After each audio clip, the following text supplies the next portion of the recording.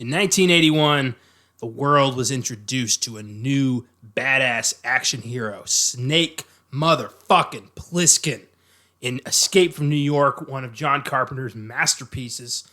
And then, in 1996, Snake came back in Escape from L.A., John Carpenter's only sequel, admittedly not as good as the first, but then again, that is a tough act to follow.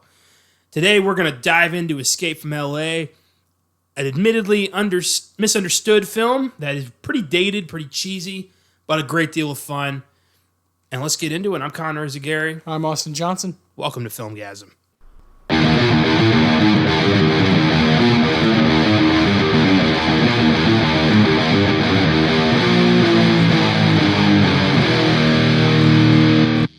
This is our connector to Exorcist 2 on the theme of just doing a sequel to one of our past episodes. In what other situation are we going to get to revisit Snake Plissken? So, Exactly. Escape from LA seemed the logical choice. Yeah, and I had never seen it, so. Yeah, this was your first time with Escape from LA, and you fucking loved Escape from New York. Yes. So adore it, yeah. What was your thoughts on going back to Snake? Immediately the opening credits are like chilling and get you. Oh, it's fucking badass. Just get you amped, and you kind of immediately put back in that world, you know. Yeah, it's pretty crazy. You know, there's just a smile on my face as I talk about it, because there's a smile on my face when the movie started. And I can't deny like the emotions or feelings, I don't know what it is, that I get from this character and this world and this music and John Carpenter's directing. And of course, yeah, Escape from New York appeared in my top 10 80s list. That's just one of the most kick-ass movies of all time. I just think this world is one of the best. You know, it's like one of my favorite, like, you know, sort of like, you know, post-apocalyptic type, you know, worlds. I love going there, and I love the like kind of bleakness of it, and I love Snake. I absolutely love Snake. You know, Kurt Russell. We talked about, 15 years apart, but he looks the exact same. You said he like fits in the same. It's the costume. same. And the when you first see Snake, he's wearing the costume he was wearing when he got out of New York at the end of the first one. It's the same prop, same So cool. wardrobe. Kurt Russell had it in his closet, and it still fit because Kurt Russell doesn't fucking age unless he wants to. Oh man, it's amazing. That's awesome. He looks exactly the same. Yeah, It's crazy. yeah, he's great, and obviously the star of the film. You know, It's a weird movie, but he's the one constant. Where like Snake's badassery never wavers. makes it worth watching for sure. And I think a lot of the biggest issue I think a lot of people have with this movie is it's exactly the same as the first one. Down to the same, prepping to get the weapons, injected with some virus. You have a limited window to do this. And then, the guy who runs this town, and then fighting that guy, and then Snake fucks it all up in the end. It's the same rhythm. Like almost beat for beat. It's really kind of ridiculous. Yeah, it is. But I just don't know, man. I can't hate it. I can't hate Snake. Neither can I. I refuse, yeah. I refuse to hate Snake. That's right. I refuse to hate any movie he's in. Yeah, there are definitely problems with it. And like you said, just the redundancy of it might just turn people off. And it admittedly turned me off, like initially just reading about it, and some people have just dogged it in the past. But I from watching it, going through the full length of it, the full like hour 40, I don't agree. I think there are things here that are like really rewatchable and really funny, and then Snake is perfect like the whole time. So, yeah, I do think I think it's worth our time, and it's an interesting connector. We didn't really know this, but like this and Exorcist 2 are both looked at as just like waste not of time. even close to the first product, Mm-hmm. And I can agree with that. Yeah. But Exorcist 2 is far worse. When you've got two films like The Exorcist and Escape from New York, making a sequel is next to impossible. Yeah, exactly. But Carpenter tried. John Boorman didn't really try that hard. Carpenter actually tried. And yeah, the finished product is far from perfect, like you said, but it's still somewhat enjoyable. Yeah. This was my third or fourth time watching it, and it's a ride. To put it lightly, it's a ride. Definitely. It's definitely entertaining. That's true. No one can say this film is boring. So the film was written and directed by John Carpenter. Yes. Co-written by Deborah Hill and Kurt Russell. Yeah. Because Kurt Russell cares about Snake. If you asked him to do it now, he fucking would. Yeah. God. In a heartbeat, he would do Escape 3. And I want it so bad. Now is the time. I know, right? With Halloween's success, now we need to start revisiting Carpenter with some care. Yes. Agreed. And it's time to escape from planet Earth or whatever they want to do. Yeah. Escape 3 could be the title of it. Just Escape 3. we don't even need to know what happens in it. Just put Snake in it. We'll be there. The Snake Escape. Snake Escape. Escape. Yeah, it's real good. Like you said, Carpenter at the helm. Kurt Russell, of course. This is a very, very interesting cast. If you haven't seen the film, you might not really believe that all these people are in the same movie in 1996. We got Steve Buscemi. Steve Buscemi. I mean, come on. This is a guy we both have a serious connection to because of his work with Tarantino, Reservoir Dogs, of course. The Coen brothers. He kind of pops up in everything we love. He's just there. Always. He's also in the string of comedies in the 90s, always popping up as Crazy Eyes, for Adam Sandler. This guy is great. And seeing him in this, I had no idea he was in it. This is great. That was great to have him there. It's he'll always be one of those guys because I watched Boardwalk Empire when it was on HBO, and I was just fascinated by that's the same guy. It's like the only leading role he's ever had. I know, and he crushes it. I don't understand. The man's a chameleon. Have you ever watched Horace and Pete? No. The show, Louis C.K. show that happened before. I remember hearing about it, but I never watched it. Yeah, it was just 10 episodes. Oh, man. So good. Steve Buscemi plays his brother in it. And, dude, he's powerful in that. Peter Fonda. Yeah. Come on. Peter Fonda. As a weird L.A. surfer dude surfing garbage waves or something. What in the hell? Peter Fonda. Yeah, you heard that correctly. Absolutely insane. Cliff Robertson, Uncle Ben. Oscar winner Cliff Robertson is the president. That is just unhinged. A crazy evangelical hyper Christian president. Yeah, I mean the scariest possible president in my opinion. I agree. But yeah, big change from Donald Pleasance, but still the same realm of dick. Yeah, horrible leader. Dickheadedness. Yeah. We also have one of my personal favorite actresses, Pam Grier. Jackie Brown. I think I've talked about Coffee here a couple times. Yeah, on the podcast. She's awesome. Love her. Love everything she does. She's great. This is right before Jackie Brown came out. And she's playing a transgender pimp. Right? Yeah. God, it's insane. What the fuck is this movie? I don't know. You got Stacy Keach. You've got Bruce Campbell. Yeah, I've been waiting for that one. The Surgeon General of Beverly Hills. This crazy, plastic surgeon psychopath. Yeah. That whole scene is so creepy. It's ridiculous. But, oh man, the fact that BC's even here. Yeah, this cast is crazy. Those names just almost seem like they don't belong together in a film.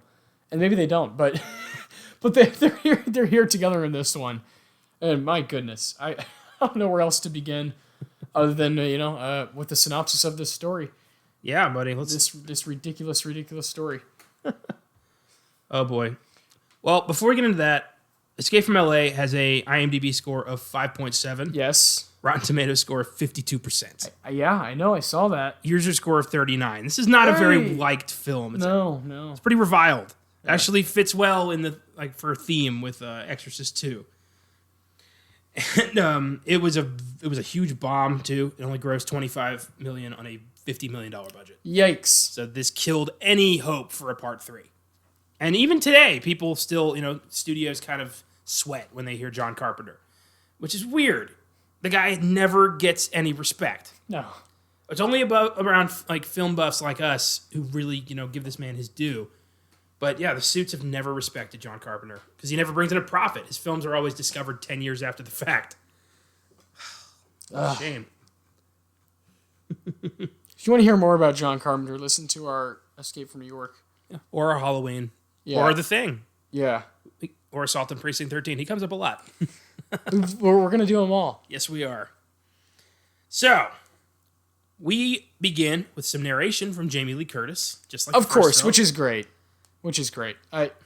The connection there, obviously, Halloween, and then Escape from New York as well. And it's just cool to see someone care. Clearly, like you said, it's like within his realm, he has so much respect. If Carpenter calls you, you answer the phone. Yeah. Well, and they call him. Those people are like, hey. Jamie Lee's like, hey, man, what else? I bet the discussion to make Escape from L.A. was super brief with Kurt. Like, hey, you want to do another steak? Yes. Okay. Talk to you tomorrow. My suit still fits. I put it on every day. I've been working out to make sure that it fits, yeah. Hello, Kurt. Call me Snake. Oh, man. Snake is who he really is. Kurt Russell was the character. Yes. Welcome to the future. Oh, my God. Oh, fuck. So, on August 23rd, 2000, giant earthquake, the distant future of 2000, a giant earthquake, 9.6 on the Richter scale, destroys Los Angeles, cuts it off from the rest of the United States. The San Fernando Valley is flooded. Now it's the San Fernando Sea. Yeah. And Malibu to Anaheim is an island off the coast of the States. And of course, this island is just left to its own devices. There's gangs all over the place. Reminds me of New York. And prior to this, an American presidential candidate, played by Cliff Robertson, he's basically like, your evangelical Pat Robertson, Jerry Falwell piece of shit.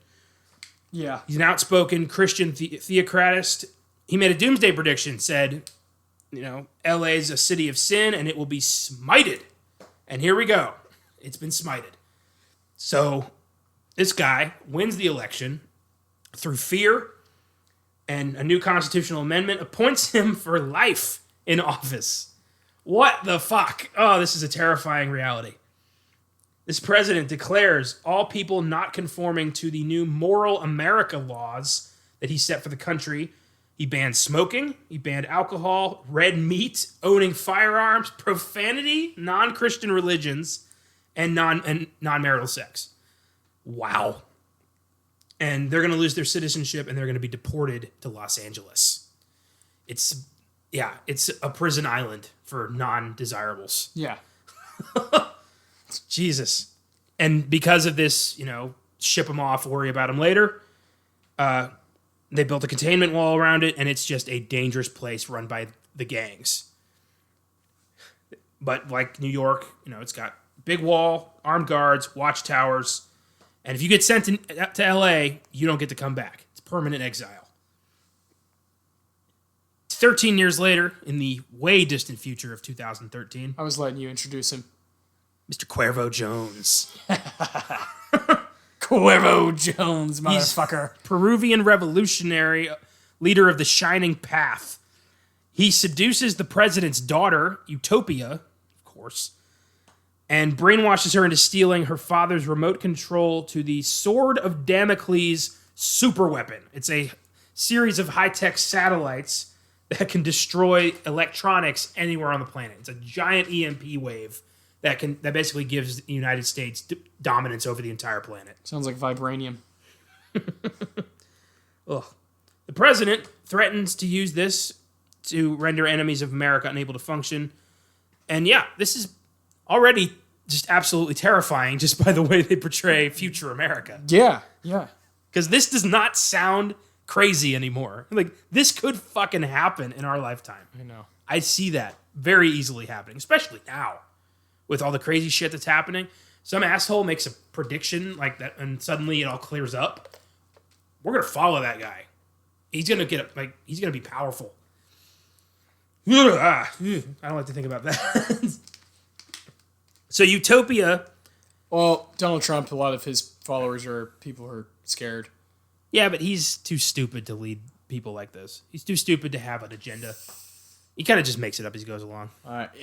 Exactly. I see, as like maybe cynical or conspiracy theorist this may sound, I could see Trump, I think a lot of people would agree. I think you would agree with me that I think he's going to win the election the next one around. I don't like to think about that yet. I've got enough crazy shit to deal with right now. Agreed. But yeah, for conversation's sake, yeah, I think he's going to win.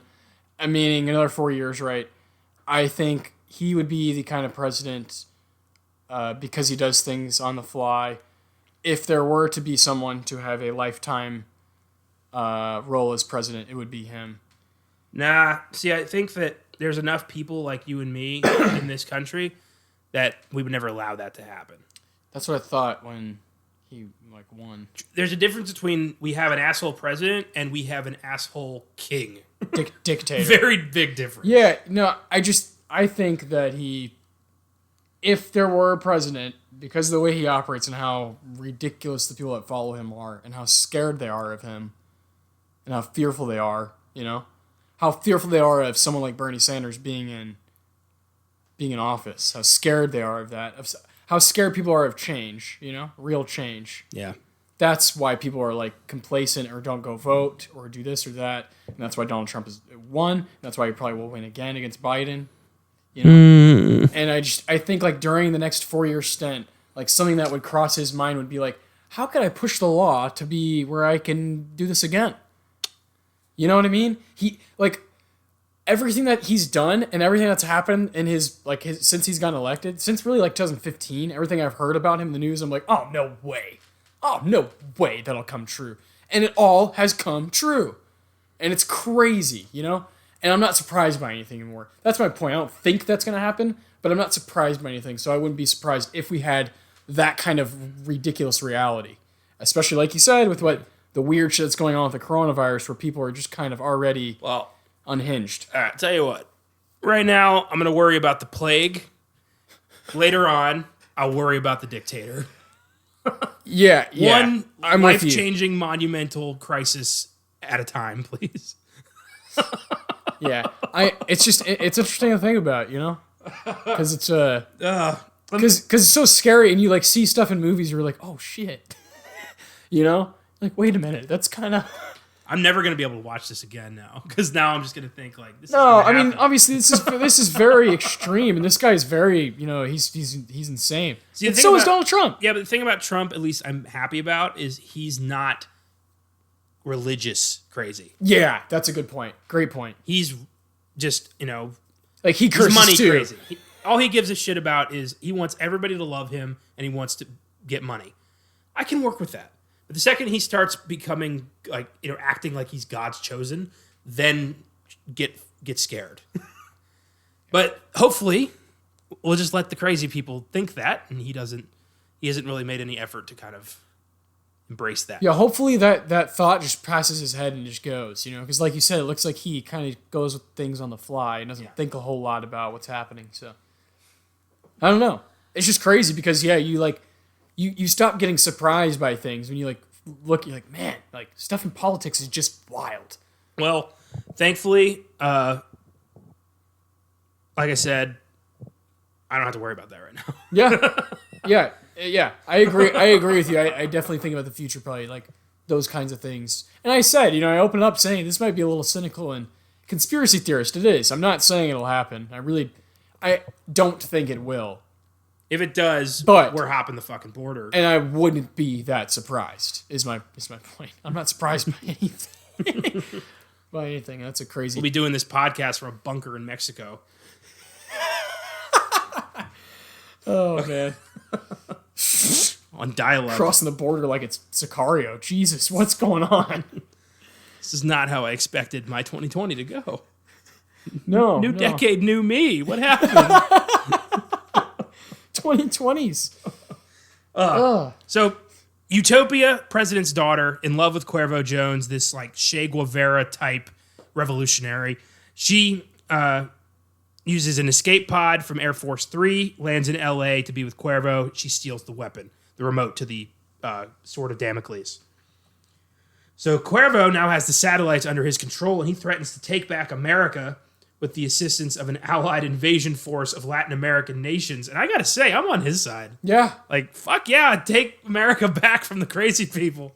Let's go. Of course, then, we gotta deal with these crazy people. It's the Russians are out of Cuba, but now we got Fidel to worry about. Wait. There's crazies everywhere you turn. Strike that, reverse it.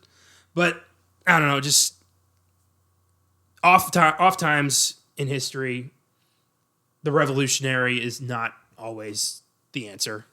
Sometimes it just makes shit worse. Yeah. And I bet this would be one of those times.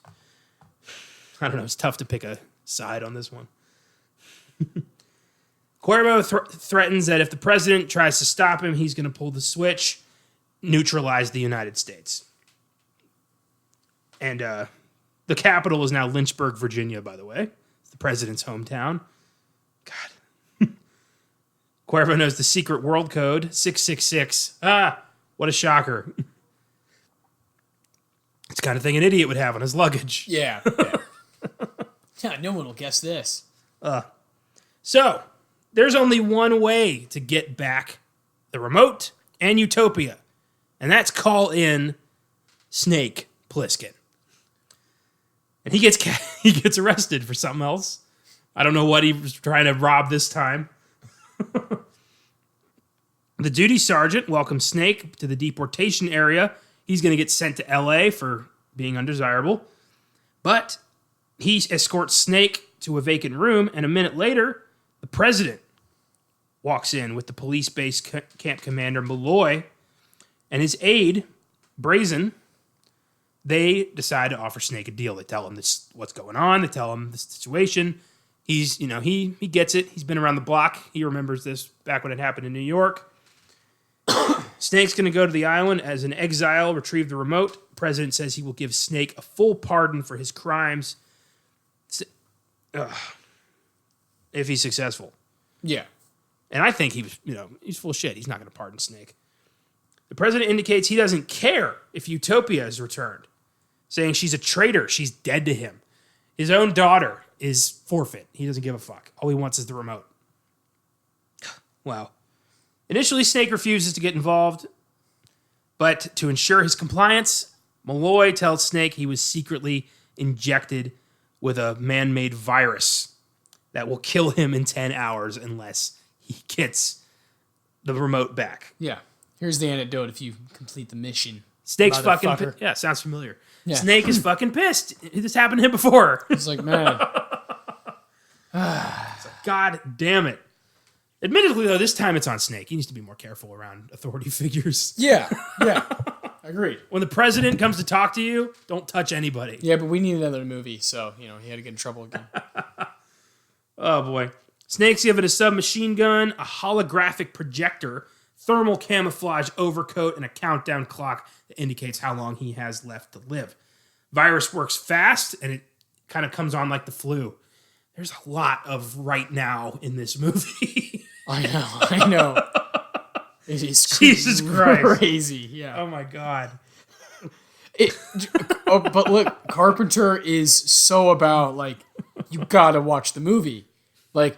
You could talk about Halloween for 10 hours because you can go through each little 5-second, bit, and it's and then this was happening here on the camera, and this was happening, and this is what's going on in the moment. These are the stakes for everybody. There's always so much, going on, but just a little bit of script, It's crazy. It's fucking crazy. It's awesome. And it's even happening in Escape from L.A. As much as, it's not as, good as Escape from New York, that, formula is still there. And that's John Carpenter, man. That's, you gotta love that. Big time. So, he tries to shoot Malloy, but the first clip was blanks because they knew he was going to try that shit. Yeah. He asked, you're not holograms, right? And they're like, no, good. He's pissed. Snake sneaks into the city with a nuclear-powered mini sub, and that whole scene is pretty cheesy. The mini sub is ridiculously poorly CGI'd. Yeah. And I read in the trivia that it was the people who were doing that. It was their first time working with CGI technology. Whoa! So they were just kind of winging it. They didn't know in 1996. Yeah. Yeah. He loses it when the unsturdy platform it lands on crumbles. The sub sinks into the ocean. He's got no way back now. He makes his way across the island, runs into some people, and one of them is Map to the Stars Eddie, swindler who makes a living selling interactive tours of L.A., which can't be a high market these days. No. Unless you're Crazy Eyes. If he's guiding it, I'm going, Snake runs into a knife-wielding skinhead played by Robert Carradine, who uses corpse for target practice.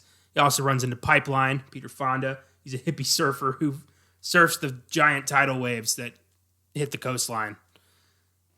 Such a weird assortment of freaks living in this city. It really is. Snake meets a young woman who directs him to the location of Cuervo Jones. However, they get captured by... The synopsis says mutant people. Yeah. Love that. And they end up in the former Beverly Hills Hospital, where they meet the Surgeon General of Beverly Hills. And this is a guy who looks like a Ken doll. His face is completely decked out in plastic surgery. It's Bruce Campbell. And all of his nurses look like Barbies. It's really disturbing. They're just,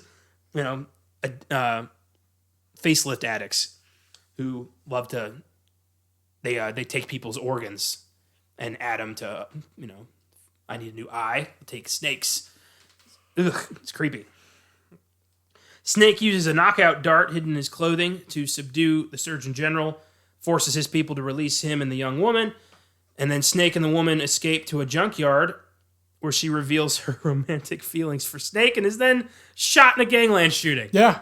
Out of fucking nowhere. Snake can't be loved. I thought this was like, our female protagonist, but nope, gunned down pretty fast. Snake then runs back into Map to the Stars Eddie, and this guy's like, oh, I know where to find Cuervo Jones. Why'd you say something?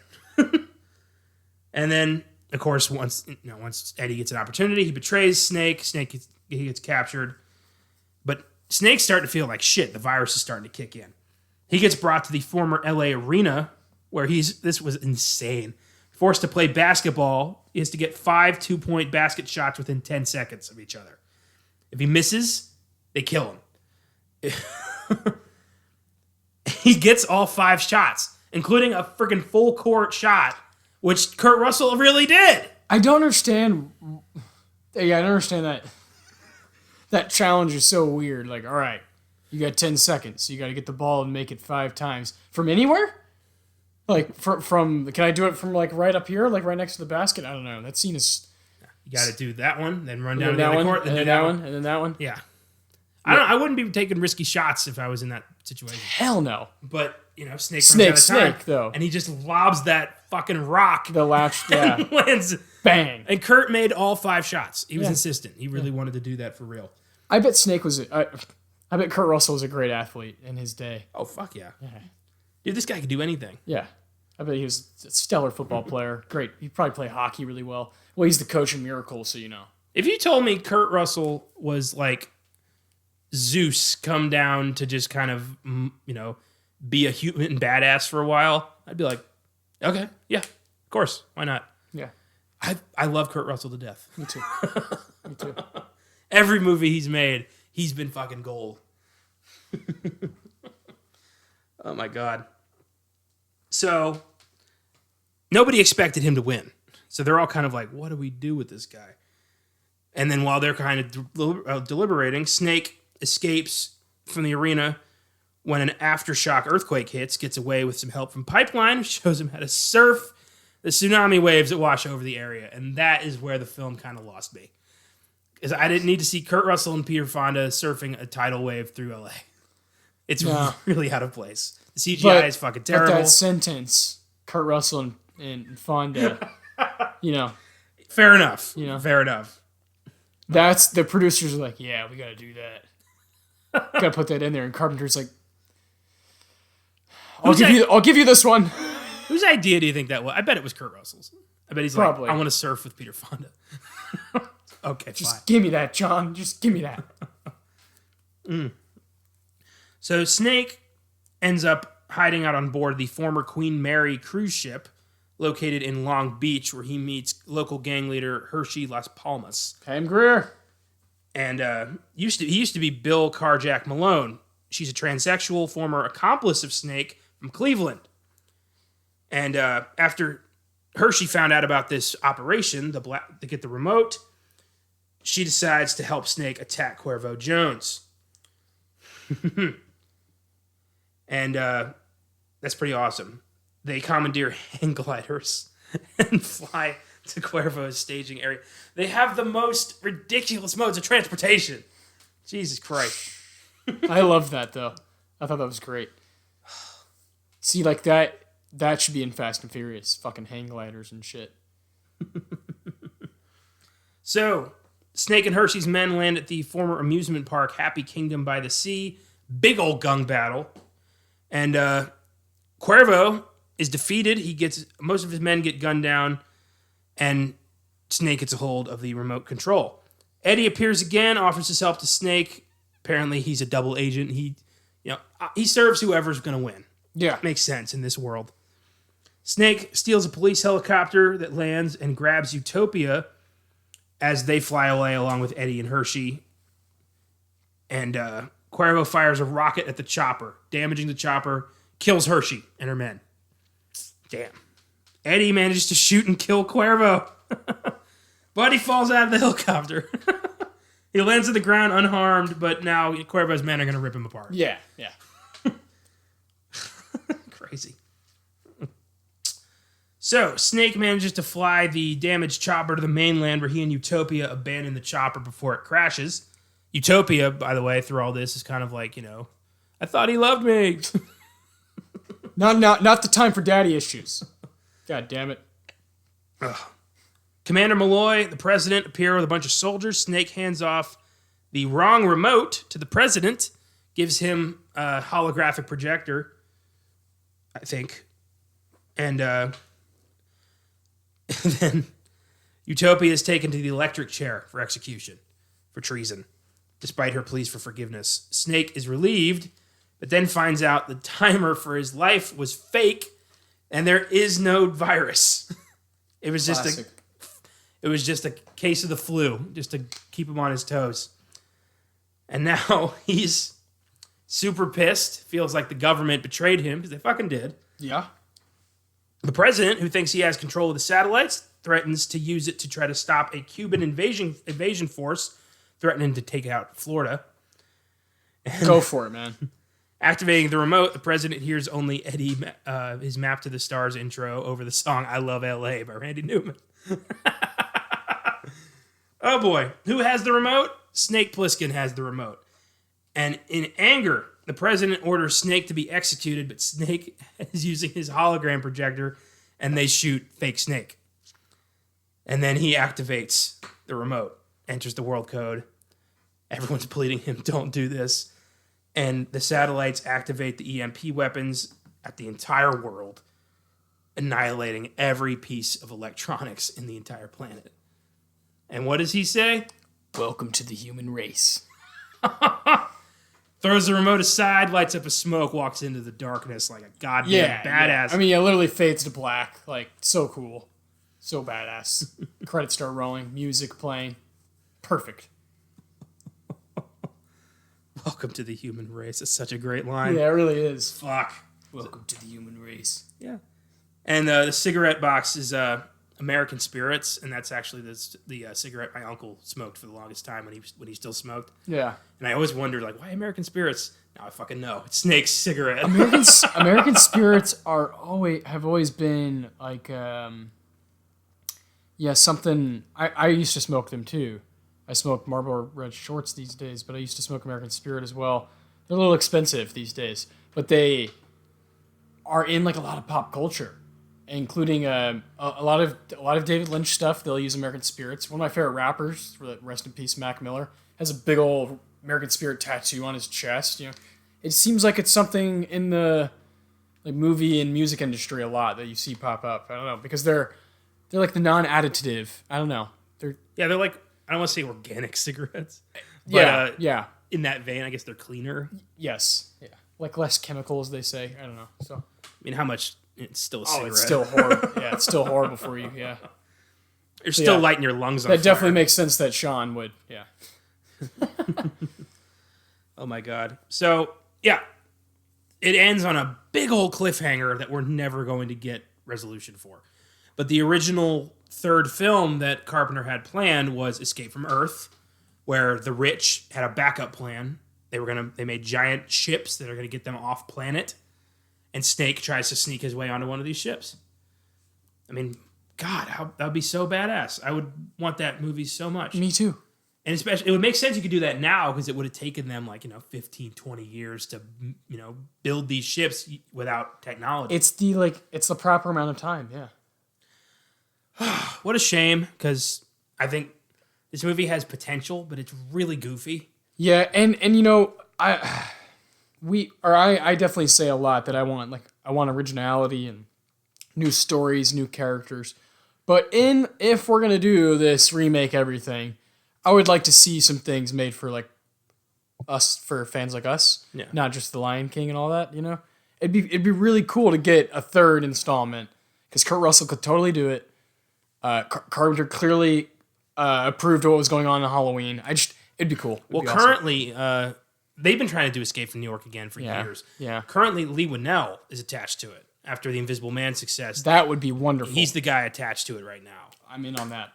And he's an interesting take, that's for sure. He definitely has proven he can remake classic stories with care. And his action sequences. Come on, man. Yeah, I'll give you that. With Snake. Okay. Oh, dude. Who's a name these days? Because the choreography in Upgrade is fucking insane. Yeah. Do you think maybe Logan Marshall Green for Snake? We're not doing Kurt Russell? I want Kurt Russell. Well, how about what they would do is have like a new, like, not Snake, but like Kurt Russell would be there, right? Well, he wouldn't be the main character. Kind of like Blade Runner, the newest Blade Runner. I know you didn't see it, but the way I think Harrison Ford shows up at one point. I think Snake Plissken will still be the main character. It won't be Kurt Russell because the studio won't want to gamble on him because they don't fucking forget. They don't forgive. And they'll cast somebody new. I want them to keep Kurt Russell involved. I want him to play the president or the Duke of New York or Cabby, somebody. But if we're talking now, like actors working today to play Snake Plissken, who jumps out? Oh man. See, this is something I've always complained about with like actors right now, male actors. There's not enough grit.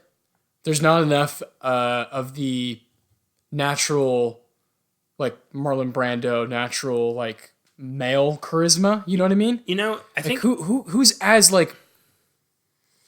I don't just want to say Brad Pitt. If he puts on some bulk and grows his hair out, I can maybe see Aaron Paul.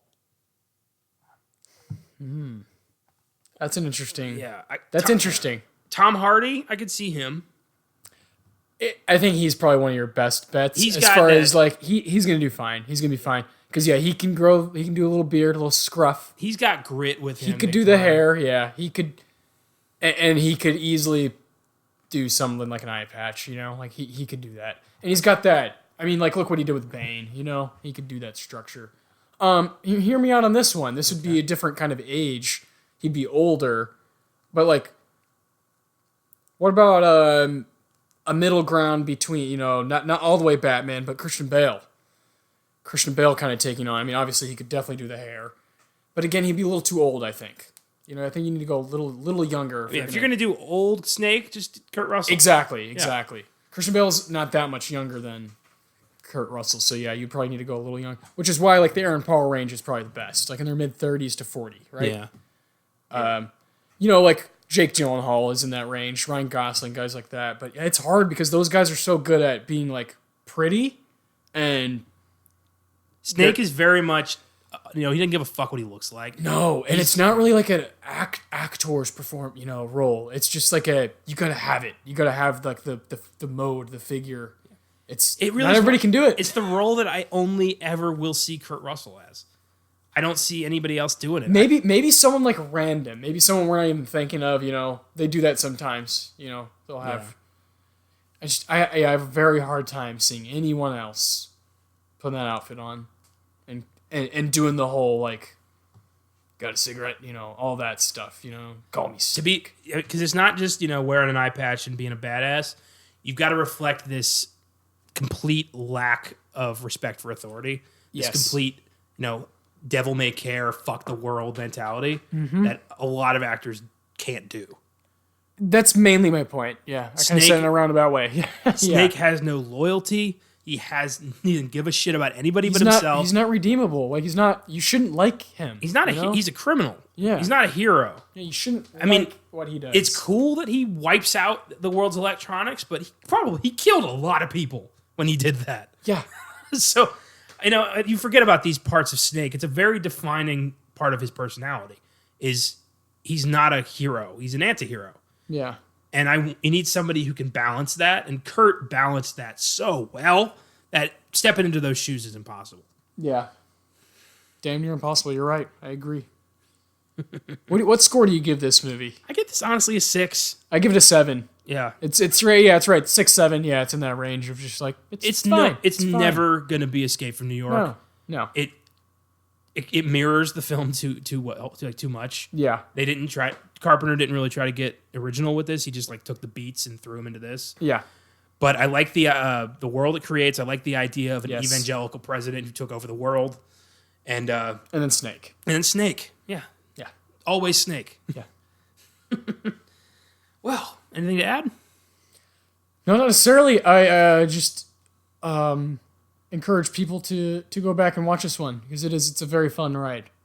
Is it on anything right now? It's not. You got to get the DVD. Yeah. Either got to rent it or DVD. Yeah, that's tough. I had the DVD, so it was easy for us to do, but yeah. I assume most, Carpenter fans, if, they're out, the ones that are out there have seen it just because that's what you do when you're a Carpenter fan, is kind of watch it all. We obviously intend on doing all of his films at some point, so this had to be done at some point. I've still got a lot of Carpenter to watch. There's a few I haven't seen. Me too. I've never seen Vampires. Yeah. Prince of Darkness. Fog. Yep, The Fog. They Live. I haven't seen that. I've seen They Live. That's a fun fucking movie. I'm excited to watch that one. It's got one of my all-time favorite movie quotes ever. I have come here to chew bubblegum and kick ass, and I'm all out of bubblegum. What year is that? 87, I want to say. Okay.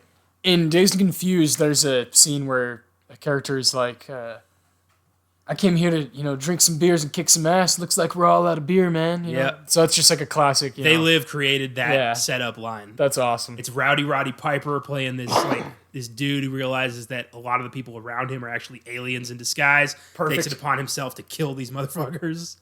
It's insane, dude. Love it. That's great. Yeah, but his movies are so unique in their execution. Even the bad ones are like, what the fuck was that? Yeah. In the Mouth of Madness, I'm not particularly a fan of. It's a weird movie. It's an acquired taste, but it's a unique ride. Yeah. And one of those I'd be happy to revisit. You're not going to be bored. No, you'll never be bored with Carpenter. Yeah. And Escape from LA is just one of those that kind of falls under the radar because the rest of his work is so good. Yeah. Yes. And that's all I got to say about that. Yes, sir. Escape from LA. We got a special one coming on Sunday. Yep. Y'all be ready. Be on the lookout for it. And then next week, we're coming at you with The Cell, a film that we have not yet seen. I'm sure will be, well, I hope it's good. Of all the should be good. Of all the films we've done on this podcast, The Cell is certainly one of them. I don't know what else to say about it. That's all I got right now. Yeah. It's going to be fun. It's going to be good. Regardless, we'll have something to talk about. Yeah, that's for sure. Yeah. So stay safe out there, stay inside, and we will see you Sunday. Peace.